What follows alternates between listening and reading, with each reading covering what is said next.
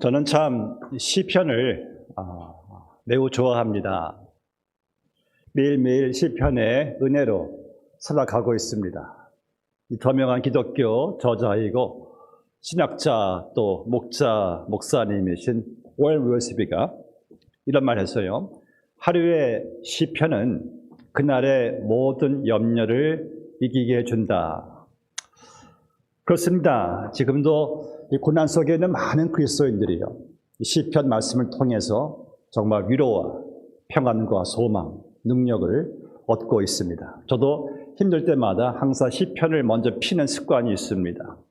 그래서 그 시편 안에서 힘을 얻습니다.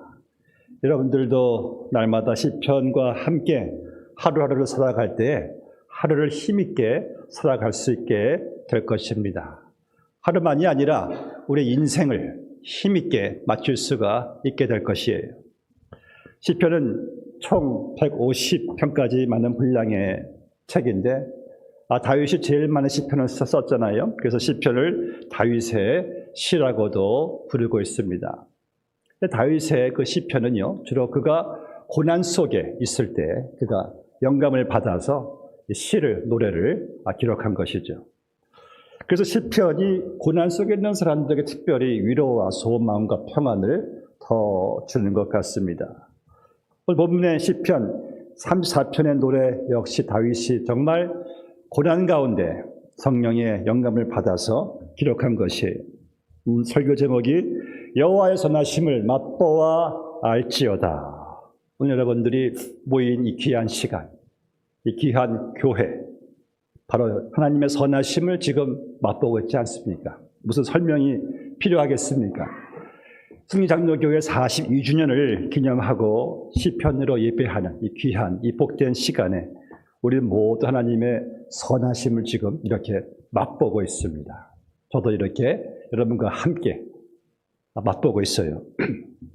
지난 42년 동안의 성역, 이 발자취 가운데 오직 하나님의 선하심을 우리가 맛볼 뿐이에요.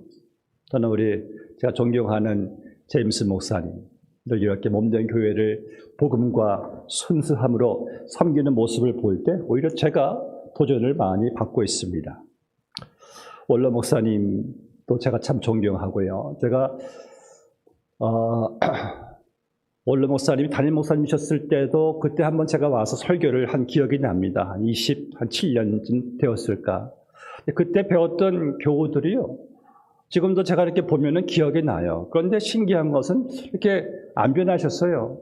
그때와 비슷하게 젊어 보이시고, 그 비결이 뭔가 생각해 보니까 역시 원로 목사님, 담임 목사님의 정말 복음, 순수한 복음 증거와 또 삶과 또 여러분들의 수고가 아닌가라는 생각을 해보게 됩니다. 이렇게 한 교회를 오래 섬기는 것이 우리 영혼의, 육신의, 청춘의 열정의 비결이 아니겠습니까? 정말 하나님의 선하심을 맛보는 귀한 시간. 하나님은 정말 선하셨어요. God is good. All the time, God is good. It's all about His goodness. 그와 여러분 모두의 가정과 자녀와 생업과 모든 것을 하나님의 선하심으로 지금까지 인도해 주셨어요. 그래서 오늘 저녁에도 우리 모든 하나님의 선하심을 이렇게 찬양하며 예배하며 맛보고 있는 것이에요. 여호와의 선하심을 맛보알지어다. 하나님의 선하심은 우리의 노력과 수고로 사실 맛보는 것은 아니죠. 이미 하나님께서 당신의 일방적인 무조건적인 은혜와 사랑으로 우리에게 하늘의 모든 선하심을 그의 언약으로 아들이신 예수님으로 성령으로 십자가로 복음으로 말씀으로 주셨어요. 이제 우리는 그 선하심을 날마다 여러분들이 맛보아야 합니다. 누려야 합니다. 그럼 누가 하나님의 선하심을 맛보아 알 수가, 누릴 수가 있는 분인가? 바로 하나님과의 그 선하심에, 그분과의 관계 안에 있는 여러분들만이 맛볼 수가 있는 거예요. 하나님과의 그 선하신 관계. 그래서 기독교는 종교가 아니라 관계라고 하잖아요. 하나님의 그 선하심, 여러분들 이 관계라는 것은요, 바로 유익이고 축복입니다. 예를 들어서 남편분이 아주 지혜롭고 성실하고 자상하면은요, 누가 유익을 받습니까? 배우자가 아내가 유익을 받는 것이죠. 또 부모가 또 참 자상하고 사랑이 많고 능력이 많으면은 누가 유익 받습니까? 자녀가 유익을 받는 것이, 이게 바로 관계가 주는 유익이고 축복인 거예요. 여러분, 그렇다면은 하나님과의 그 영원한 언약에, 영원한 그의 선하심에, 영원하신 그의 사랑에, 영원한 그의 은혜의 관계 안에 있는 여러분이야말로 얼마나 그 관계에서 오는 놀라운 유익을 얻겠습니까? 저는 목에 제가 좀 잠겨서 좀 죄송합니다만 오늘 아침에 테스트를 했는데 그래도 네가티브 나와가지고 감사하고 있습니다. 그래서 오늘 이 시간 여러분들이 하나님과의 그 은혜의 관계에서 하나님의 선하심을 우리가 맛볼 수가 있고 누릴 수가 있는 그 축복과 유익과 도전과 교훈을 얻게 되시기를 주님의 이름으로 축복합니다. 그럼 누가 하나님의 선하심을 맛보아 알게 되는 사람인가? 그 첫 번째가요, 항상 하나님을 찬양하는 사람이 하나님의 선하심을 맛보아 아는 자입니다. 1절 말씀 보시면은요, 많은 시편이 그러하듯이 항상 주를 찬양하는 것으로 다윗이 시작하고 있죠. 내가 여호와를 항상 송축하며 내 입술로 항상 주를 찬양하리이다. 우리의 매일매일의 삶의 시작도 다윗의 시의 시작처럼 항상 주를 찬양하는 것이 되어야 할 것입니다. 이 말 그대로 항상이에요. 그러니까 찬양을 올릴 수 없는 상황, 핑계는 없다는 거예요. 여러분들의 항상은 우리의 매일매일은 찬양이어야 합니다. 왜요? 하나님은 선하시니까. 그날도 선하시고 내일도 선하실 것이기 때문에. 그래서 여러분들 아침 눈을 뜨자마자 제일 먼저 내 입술로 하나님을 찬양하셔야 합니다. 하나님의 선하심을 찬양하셔야 돼요. 우리가 처음 예수를 믿었을 때 하나님의 선하심을 제일 먼저 찬양을 했을 거예요. 그리고 우리는 매일매일의 삶의 시작도 찬양이고 또 살아갈 때도 찬양으로 살아가는 것이고 하루를 마감하고 잠이 들 때에도 여러분들은 찬양할 것입니다. 그리고 나 인생 마지막 호흡이 끝나는 순간도 찬양해야 할 것이에요. 그 천국에서 눈을 뜰 때에 영원한 찬양으로 이어지는 것입니다. 항상 찬양이죠. 이 다윗의 찬양 시를 보면 종종 이런 내용이 있어요. 다윗이 내 영혼아 넌 어찌 그리 잠잠하고 낭망하는가. 하나님을 찬양하라 그랬어요. 무슨 말입니까? 때로는 다윗도 사람인지라 여러 가지 문제로 낙담이 되고 근심과 두려움이 엄습해오고 좌절되면 찬양이 안 나온다는 거예요. 여러분 정말 힘들 때는요, 정말 숨쉬기도 힘들 때는요, 기도도 안 나오잖아요. 찬양이 안 나올 때가 참 있어요. 그러나 바로 그때 다윗이 자기의 영혼에게 명령하는 거예요. 내 영혼아, 넌 어찌 그리 낙담하느냐? 왜 그리 좌절하고 한숨만 쉬고 있느냐? 너희 하나님이 살아계시고 그분의 인자하심과 성실하심을 네가 안다면 어찌 그리 잠잠할 수 있더냐? 너는 하나님을 찬양하라. 그 다윗은 감정은 완전히 다운되어 있어도 그는 의지적으로 내 영혼이 주님을 찬양합니다. 그 본문의 3절 말씀 내용대로 나와 함께 여호와를 광대하시다 하며 함께 그의 이름을 높이세. 그러니까 하나님을 항상 찬양하게 되니까 다윗은 고난과 그 절망과 두려움 가운데서도요, 그와 함께 하시는 하나님의 선하심과 소망과 위로와 능력과 평안과 사랑으로 다시 일어날 수가 있었던 거예요. 여러분 항상 찬송하는 것은요, 나의 어떤 느낌에, 나의 어떤 그 feeling에, 거기에 여러분들 이제 느낌이 뭐 업돼 있고 기분이 좀 이렇게 좋아서 마음이 기뻐서가 아니에요. 때로 정말 마음이 괴롭고요, 고통스럽고 낙심되어도 하나님은 나를 너무 사랑하시고 그분은 너무 광대하시고 그분은 너무 선하시고 신실하시기에 찬양받으시기에 합당하신 분이시기에 나는 내 영혼을 깨워서라도 의지적으로 하나님을 찬양해야만 합니다. 제가 볼 때 우리 성도들이요, 너무 찬양에 인색해요. 제가 볼 때 우리 성도들이, 어떤 성도는 찬양이 길다고 컴플레인 하시는 성도도 있어요. 승리교회는 없는 줄로 믿습니다.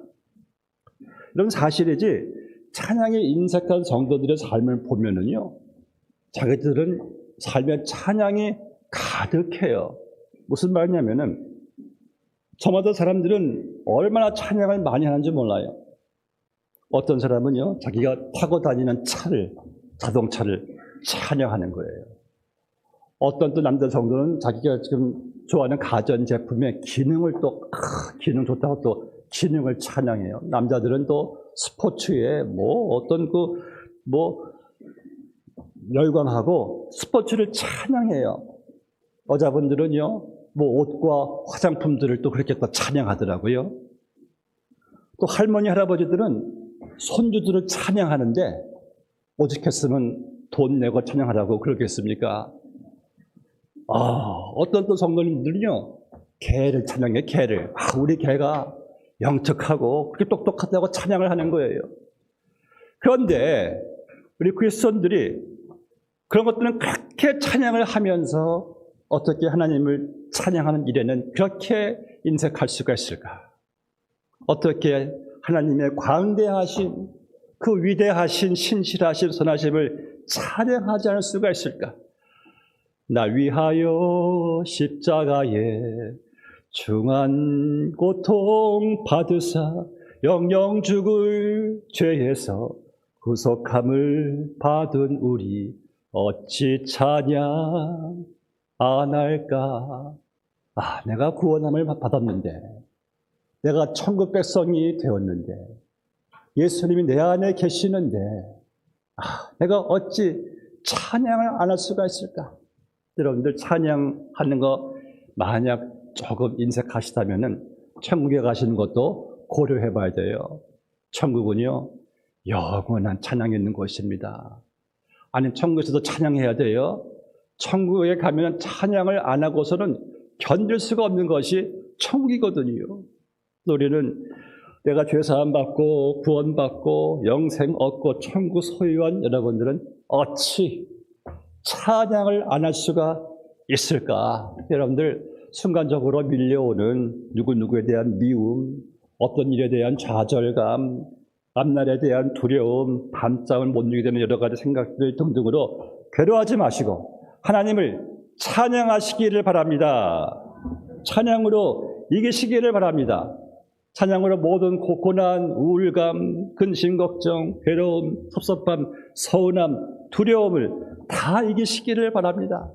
그러니까 찬양은요, 모든 것을 다 이겨요. 찬양이고 하나님의 선하심이고 승리이니까. 저는 기독교 반이 장례식에서 기뻐 찬양하는 것을 보았습니다.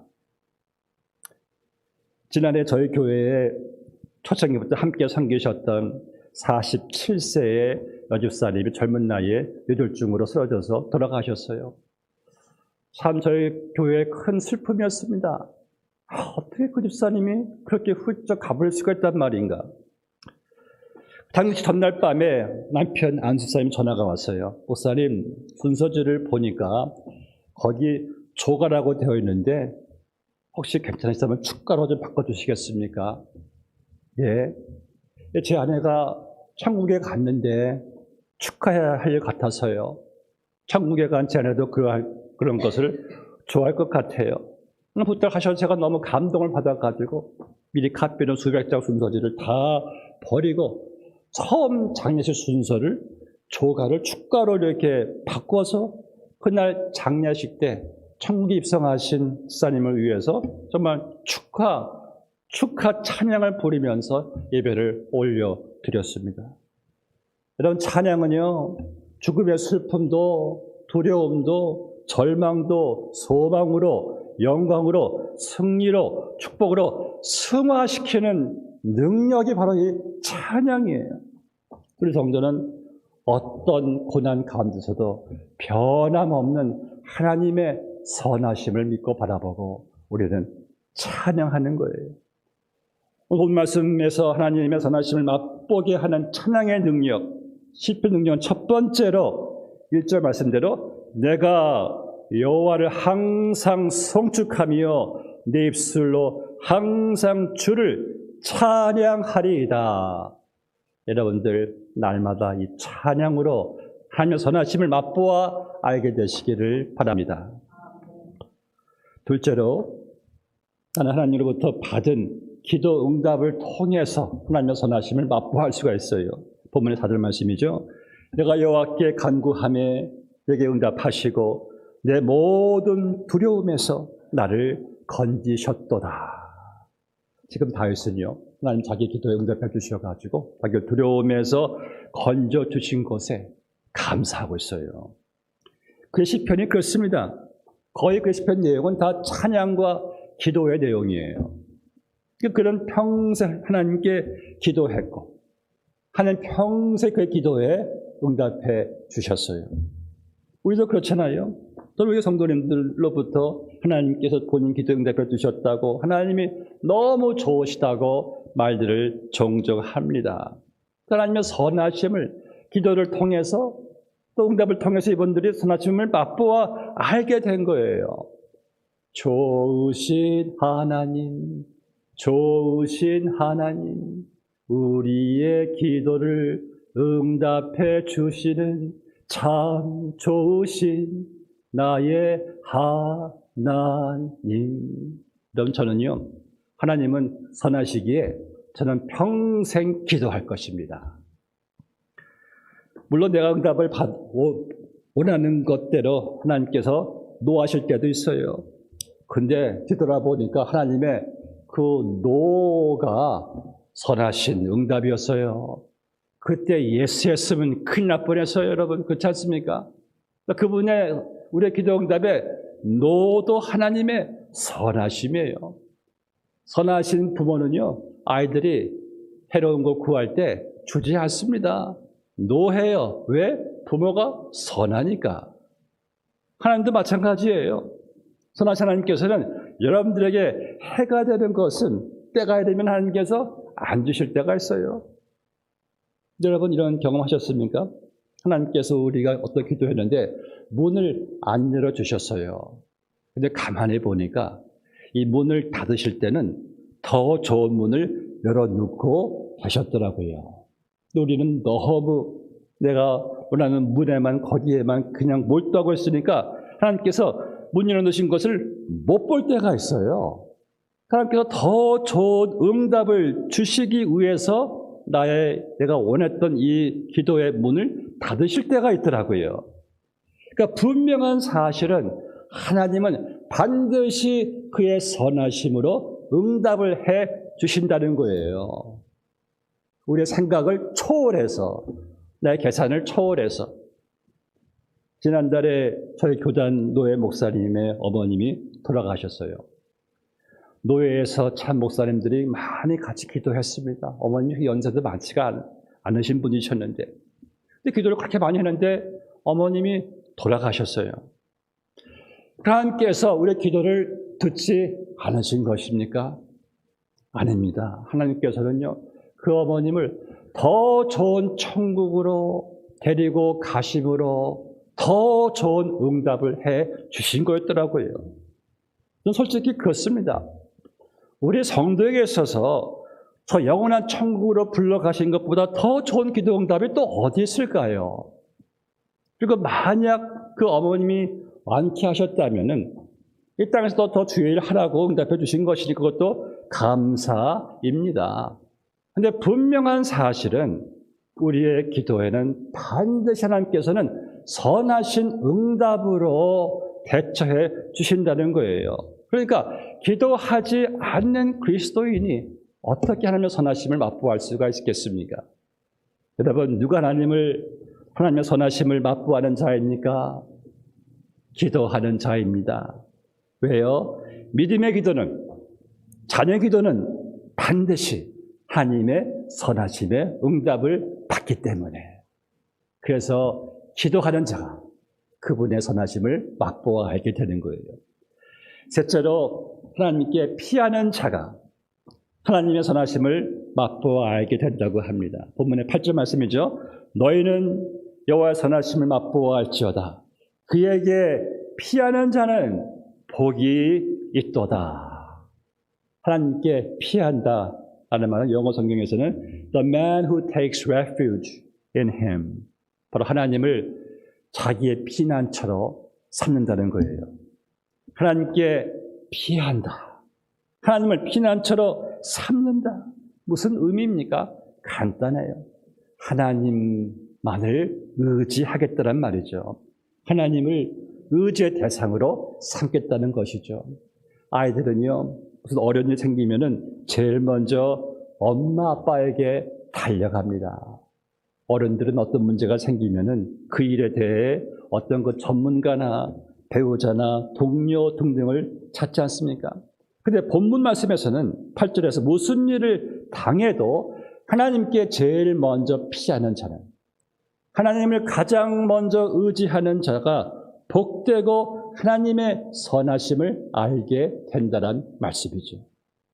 우리의 의지의 대상은요, 남편도 아니고 아내도 아니고 자녀도 아니고 부모도 아니고 목사도 어느 누구도 아닙니다. 누구든지 사람이 의지의 대상이 되어서는 절대로 안 됩니다. 우리 의지의 대상은 오직 하나님이셔야 한다는 거예요. 그래야 하나님의 선하심을 맛보할 수가 있는 겁니다. 모든 사람은 다 이 사랑의 대상일 뿐이지 절대 의지의 대상이 되어서는 안 됩니다. 이 사람이 의지의 대상이 아닌 이유는요, 사람은 절대로 여러분들의 마음을 충족시킬 수가 없어요.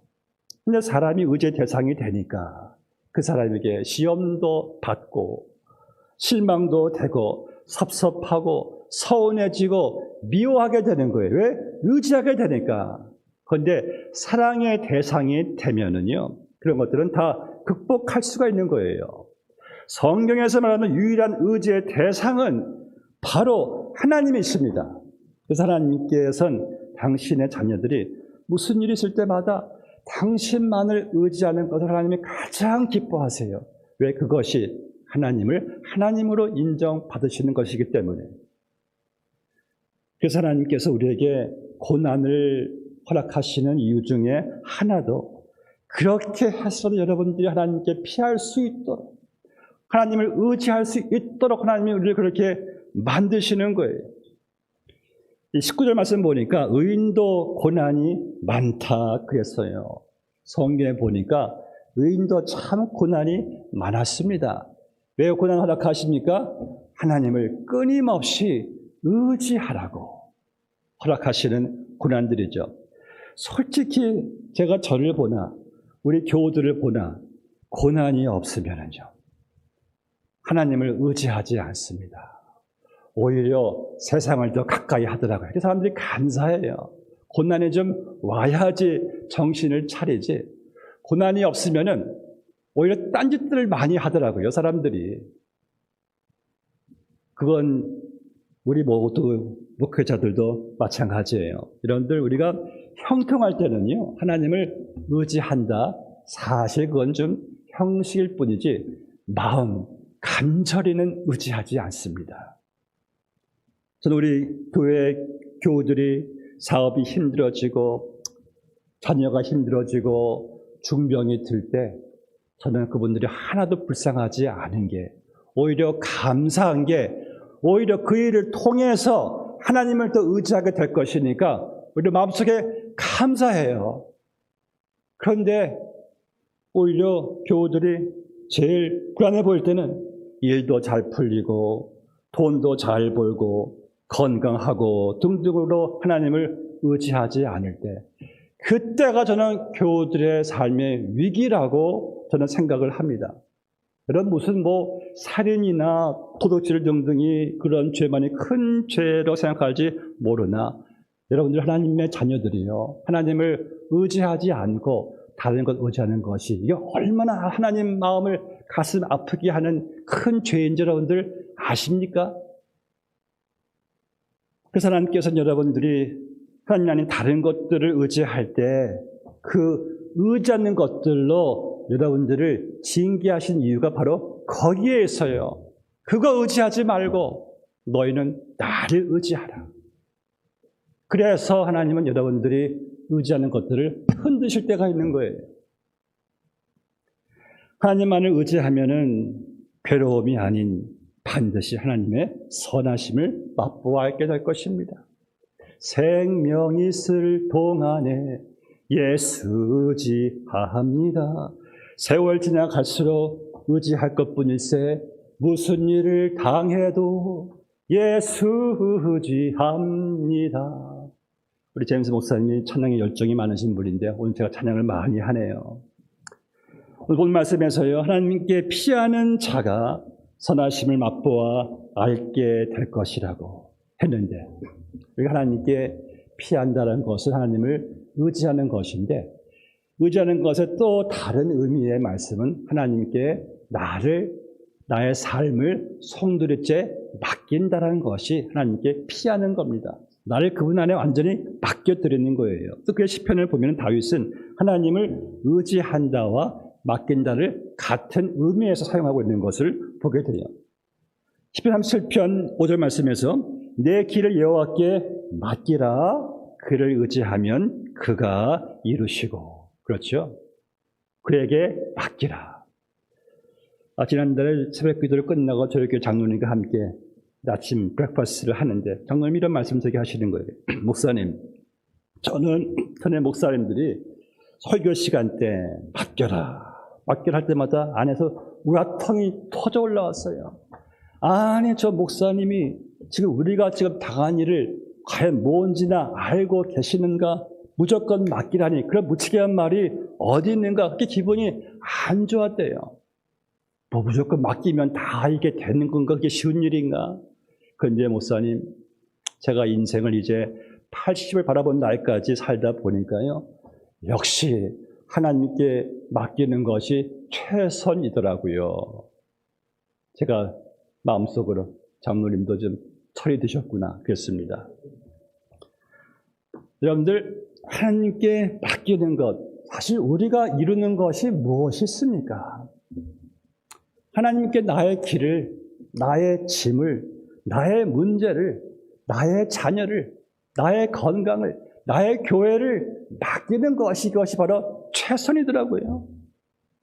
제가 어느 날 교회 문제로 머리가 그냥 아파서 잠이 안 올 때가 있었습니다. 제가 이런 마음의 소리를 듣게 되었어요. 마치 예수님이 하신 말씀 같았어요. 현수야, 교회 머리는 나인데 왜 네 머리가 아프냐? 야, 교회를 네가 이끌어가느냐? 교회 머리는 나다. 너는 나를 인정하라. 나에게 맡겨라. 지금까지 뭐 네가 네 머리를 끌고 왔느냐? 하나님, 회개합니다. 그의 머리는 예수님이십니다. 제가 다 예수님께 맡기겠습니다. 저는 이제 잠들렵니다. 주님, 알아서 해주세요. 책임지세요. 하고 잠을 잤는데, 그 다음부터 정말 예수님이 하나씩 해결해 주시더라고요. 여러분들, 내 삶의, 내 가정의 교회 머리는 예수님이신데 왜 내가 다 머리 다 짊어지고 왜 내 머리가 뽀개져야 합니까? 너희 염려를 다 주께 맡기라. 저가 너희를 돌보심이라. 그 돌보심, 그 선하심을 언제 맛보아야 됩니까? 내가 내 염려를 주님께 맡겨 버릴 때, 전 지금 여러분들이 그저 앉아 계신 의자만큼만 하나님께 맡겼으면 좋겠어요. 우리는 지금 내가 앉아있는 의자에 조금도 의심하지 않고 내 몸 전체를 의자를 맡겨버렸잖아요.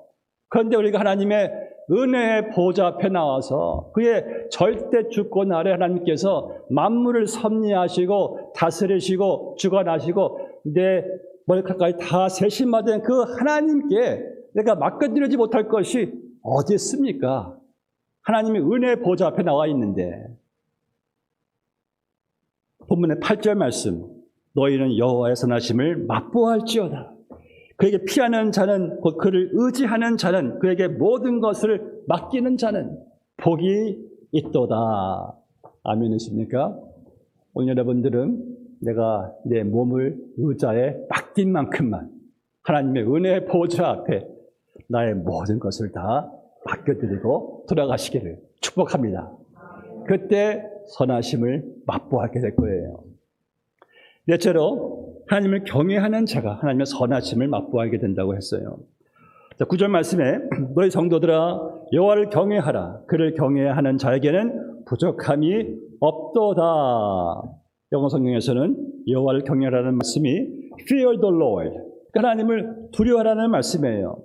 하나님을 경외하는 사람은, 하나님을 두려워하는 사람은 부족함이 없는 그 하나님의 선하심을 맛보아 알게 되는 거예요. 정말 그분의 선하심은요, 부족함이 없어요. 부족함이 없어요. 하나님을 경외하는 것은 무엇입니까? 두려워하는 것들은 무엇을 말씀하는 겁니까? 하나님을 무서워하라. 우리 하나님을 무서워하지는 않습니다. 하나님을 두려워하는 것은 하나님에 대한 우리의 존경심이죠. 제가 세상에서 가장 존경하는 대상은요, 역시 하나님이세요. 지난 40년 넘게 그분을 알아왔지만은 우리 하나님은 한 번도 저를 실망하게 하신 적이 없으셨어요. 저를 한 번도 떠나지 않으셨고요, 배반하지 않으셨기 때문에 제가 어찌 그 하나님을 경외하지, 사랑하지, 존경하지 않을 수가 있겠습니까? 그 하나님을 두려워한다는 것은 나의 삶의 모든 것에 절대 주권을 가지고 계신 그 하나님을 인정하는 가운데 내가 하나님을 전적으로 믿고 의지하며 순종하는 그 태도 자세를 말하는 것이 하나님을 경외하는 것입니다. 하나님은 나와 내 모든 것의 주인이심을 확실히 믿기에 내가 하나님을 두려워하게 되고 그분의 말씀에 순종하게 되는 것이에요. 하나님을 경외하는 사람들은요, 특징이 있습니다. 하나님 말씀에 순종하는 일에 힘써요. 그의 말씀에 순종하지 않으면서 하나님을 경외한다고 말할 수 있겠습니까? 성경은요, 우리가 부모를 경외함으로 순종하라 그랬어요. 부모를 경외하는 자식은요, 부모의 말에 순종할 줄을 압니다. 경외하지 않으면 순종하지도 않아요. 우리 하나님을 경외한다는 것은 하나님의 말씀에 순종한다는 것을 의미하는 것입니다. 그 말씀에 순종하는 자가 하나님의 선하심을 맛보게 되는 거예요. 성경을 보니까요, 하나님의 선하심을 다 순종함을 통해서 이들이 맛보게 되는 것을 보게 됩니다.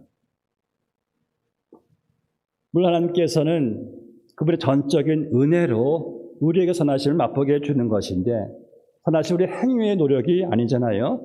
그런데 하나님께서는 당신의 은혜로 약속하신, 계획하신 선하심을 우리 믿음의 순종이란 통로를 통해서 맛보게 하신다는 거예요. 말씀을 들어요. 은혜 받았어요. 너무 좋아요. 그런데 그 말씀의 선하심의 엑기스는요, 내가 순종하는 자리까지 갈 때, 하나님은 정말 선하시구나, 그것이 여러분들에게 경험이 되는 거예요. 믿음은 들으면서 끝나는 것이 아닙니다. 듣고 순종하는 자리까지 갈 때, 저는 많은 성도들의 삶에 왜 그렇게 하나님 선하심을 맛보지 못할까? 왜 변화가 없을까? 가만히 보니까 다 듣는 것은 참 좋아하는데 순종의 자리까지 안 가요. 순종을 통해서 하나님의 선하심을 맛보아 알지어다. 근데 순종도 하나님의 은혜 없이는 되지 않더라고요. 여러분들이 구해야 될 기도 제목이 있어요. 내가 하나님 원하는 것만 이제는 너무 구하지 마시고, 하나님 제게 순종할 수 있는 은혜를 주세요. 순종의 은혜가 너무나 큰 은혜더라고요.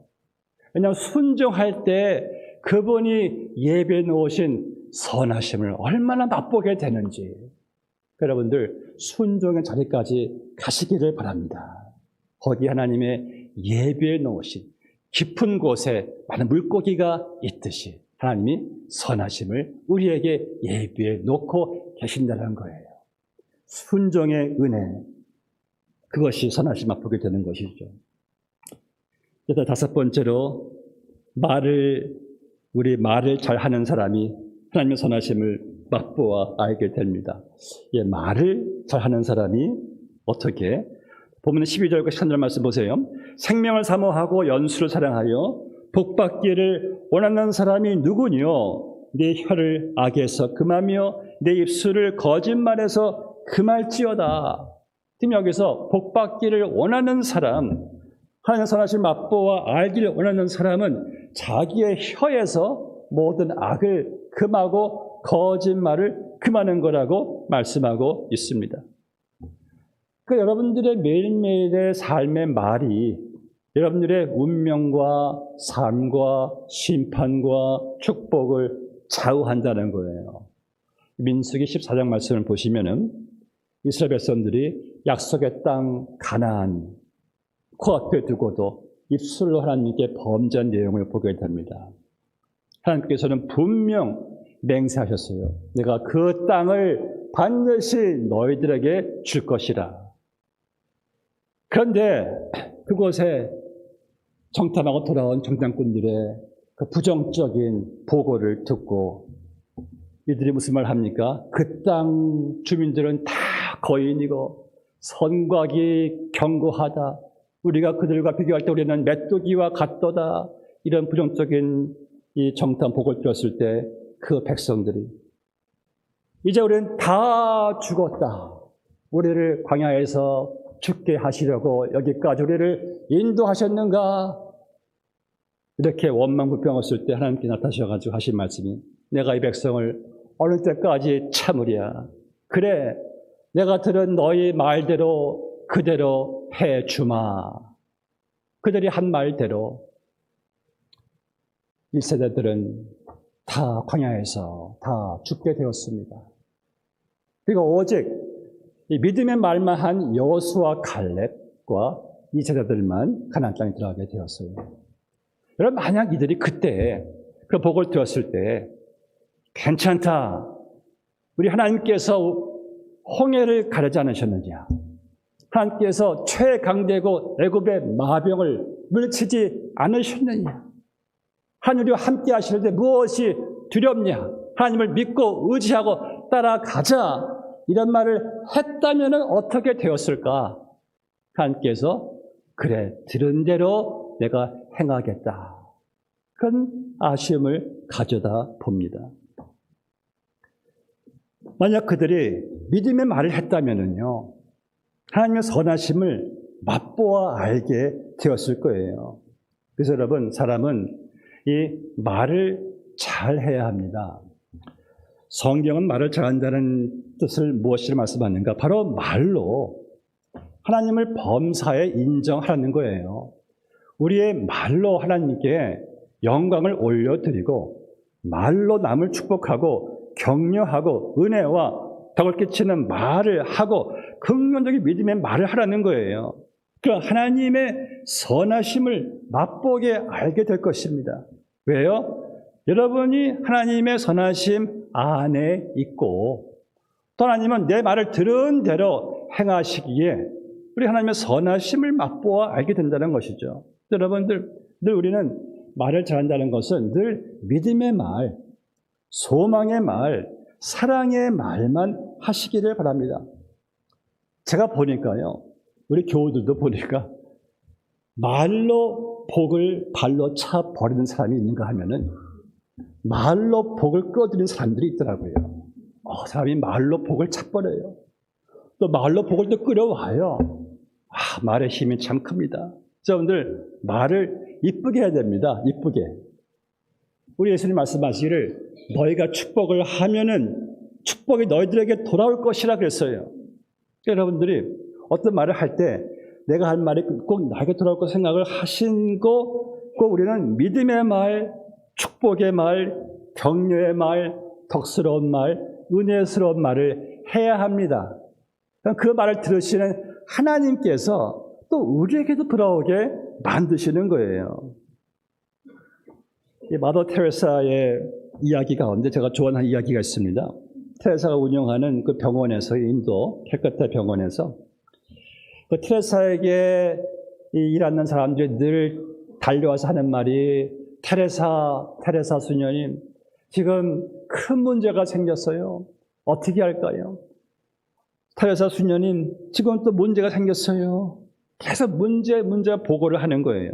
사르는 이 수녀가, 테레사 수녀가 일하는 모든 직원들을 다 불러서 하는 말이, 여러분, 하나님께서 우리에게 허락하지 않으시면은 그 어떤 일도 생기는 것이 아니니까, 하나님은 선하시니까 이제 우리에게 일어나는 모든 문제라고 말하지 말고 이 문제를 선물로 말합시다. 큰 문제는 큰 선물, 중간 문제는 중간 선물, 작은 문제는 작은 선물로. 그래서 인도 캘커타 병원에 새로운 규칙이 세워졌는데, 그 규칙이 문제라는 말 대신에 선물이라는 말로 사용하게 된 것이에요. 수녀님, 큰 선물이 생겼어요. 수녀님, 작은 선물이 생겼어요.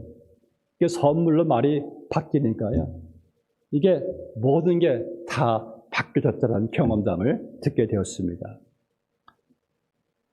11년 전에요, 제가 임만쯤 때에 병원에서 전화가 왔습니다. 전화가 왔는데, 목사님이시죠? 예, 그렇습니다. 3일 전에 MRI 찍으신 게 결과가 나왔는데, 신장에 혹이 있는데 80~90%가 암입니다. 빨리 수술 날짜를 빨리 잡으셔야 되겠네요. 예? 암이요? 순간적으로 앞이 캄캄해지더라고요. 예, 잘 알겠습니다 하고 전화를 끊고 나서, 이게 실화인가 꿈인가? 제 마음을 이제 진정시키고 심호흡도 하면서, 자, 생각으로 나는 이 사실을, 내가 첫 마디를 무엇으로 선포할 것인가? 분명 하나님께서는 들으신 대로 행하신다고 하신다면은 내 말 한마디가 내가 지금 당한 상황을 이끌어 간다면 나는 이것을 어떻게 해석해서 말을 할 것인가? 그리고 저는 첫 마디를, 제 평생 처음에 암 소식을 듣고 제 첫 마디는, 하나님, 제가 무엇이관에 제게 이런 선물을 주셨습니까? 감사합니다. 이 선물 귀하게 받겠습니다. 그 다음에 과제는 이 사실을 제 아내에게 어떻게 말할 것인가. 그때가 하필 결혼 25주년이었어요. 제 아내도 어떤 선물을 기대할 텐데, 그래서 제가 차 안에서 제 아내에게, 여보, 하나님께서 나에게, 우리에게 큰 선물 주셨어. 그래서 저는 그 신장의 혹을 큰 선물이라고 이름을 붙였어요. 정말 여러분, 말대로 되었어요. 지난 11년 동안에 정말 큰 엄청난 선물, 저는 그 선물을 무엇과도 안 바꿀 것입니다. 그때 제가 믿음의 말을 한 것이 얼마나 감사했는지. 여러분, 세상 사람들은요, 어떤 일로 아이고 또 문제야 불평하고 체념할 때, 우리 믿는 사람들은 하나님의 선하심을 믿고 확신하기 때문에 우리는 하나님이 또 선물을 주셨구나 하고 믿음으로 말하고 긍정적으로 말하고 감사할 때, 하나님께서는 그 말을 들으시고 그 문제라고 생각할 수 있는 일이 정말 합력하여 선을 이루어 가시는 하나님의 선물, 그분이 영광 받으시고 우리에게 복이 되고 나를 그리스도의 형상으로 빚어가시는 엄청난 축복의 선물을 하나님께서 이끌어 가실 것이에요. 그러니까 여러분들, 우리의 말을 그분의 선하심에 항상 연결시켜서 말을 잘 하시기를 바랍니다. 마지막으로요. 이 마음이 상한 자와 통회하는 자가 하나님의 선하심을 맛보게 되더라고요. 본문의 18절 말씀. 여호와는 마음이 상한 자를 가까이 하시고 충심으로 통회하는 자를 구원하시는도다. 성경의 하나님은 오래 참으신 하나님, 은혜로우신 하나님, 노하기를 더디하신 하나님이시기 때문에 하나님께서는 우리의 퍼펙트한 완전한 삶을 우리가 살 수 없다는 사실을 너무나 잘 알고 계세요. 그러나 우리가 지은 죄, 하나님께 자백하지 않은 죄는 나와 하나님과의 관계 속에서 내가 누릴 수 있는 그 평안과 능력, 감사, 이 자원하는 마음을 차단을 시켜요. 그래서 여러분들은 날마다 하나님께 이 자백하는 그러한 상한 마음을 가져야 합니다. 충심으로 여러분들이 회개해야 돼요.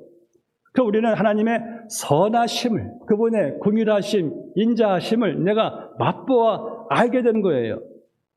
하나님께서는 절대로 여러분들이 상한 마음으로 회개하는 마음을 절대 저버리지 않으십니다.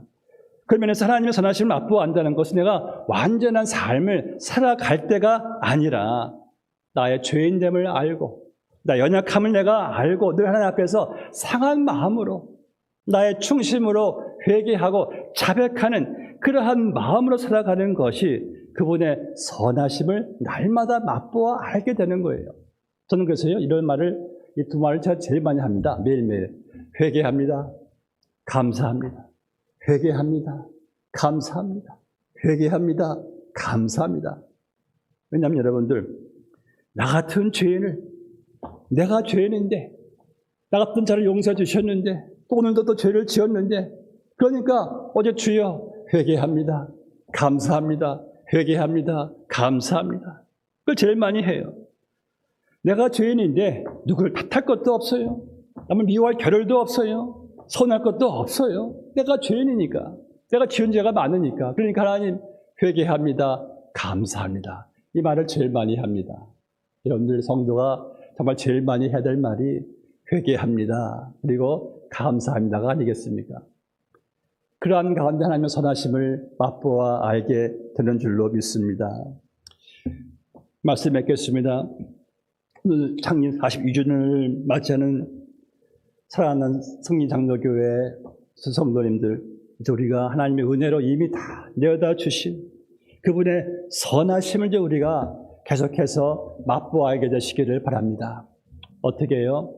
이제 찬양에 인색하지 마시고 더 찬양을 좀 많이 하심으로, 그리고 더 기도에 힘쓰므로, 그리고 하나님께만 피하고 의지함으로, 하나님을 경외하고 순종함으로, 그리고 이제는 말을 좀 더 은혜롭게 잘함으로, 그리고 늘 회개함으로, 늘 감사함으로 하나님의 그 무한하신 그분의 선하심을 날마다 맛보아 알게 되시며, 그분의 선하심을 여러분들이 교회 안팎으로 증거하시기를 주님의 이름으로 축복합니다. 기도하시겠습니다. 하나님은 선하십니다. 영원부터 영원까지 선하십니다.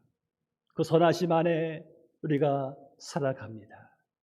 특별히 귀한 몸된 교회의 42주년을 맞이하면서 지금까지 함께하신 하나님의 선하심이 온 교회에 증거되게 하심에 감사합니다.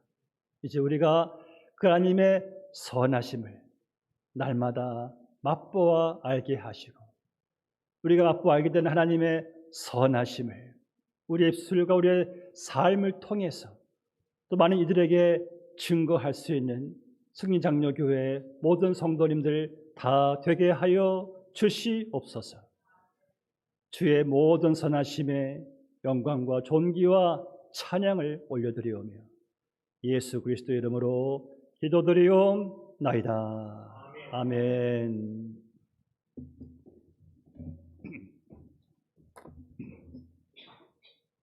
우리 다 일어나셔서 찬송가 429장 찬양하신 후에 강사 목사님 축도로 둘째 날 집회 마치겠습니다.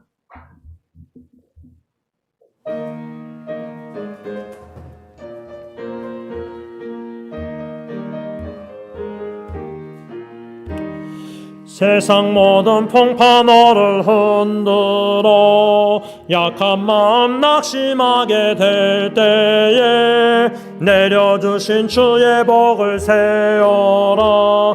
주의 크신 복을 내가 할리라. 받은 복을 세어 보아라. 크신 복을 내가 할리라. 받은 복을 세어 보아라. 주의 크신 복을 내가 할리라. 세상 근심 걱정 너를 누르고 십자가를 등에 지고 나갈 때 주가 내게 주신 복을 세어라. 두려움 없이 항상 찬송하리라. 받은 복을 세어 보아라. 크신 복을 내가 할리라. 받은 복을 세어 보아라. 주의 크신 복을 내가 할리라.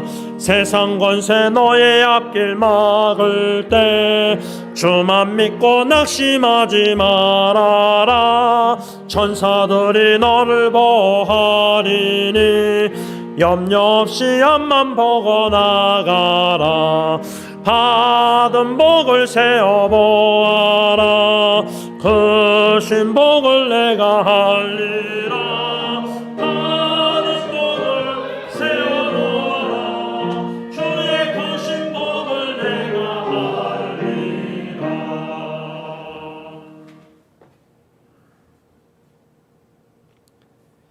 이제는 승리 장로교회를 지난 42주년 동안 이끌어주신 만유와 교회의 머리가 되시는 우리 주 예수 그리스도의 그 크신 은혜와 하나님 아버지의 그 측량할 수 없는 사랑과 성령님의 감화, 교통, 인도, 역사 함께 하심이 내 평생에 하나님의 선하심을 맛보아 알기를 원하며 주의 몸된 교회를 믿음으로 충성으로 잘 받들고 천국으로 전진해 가기를 원하는 주의 존귀한 백성들의 그 머리머리 위에 지금으로부터 영원까지 함께 해주시기를 축원하옵나이다. 아멘.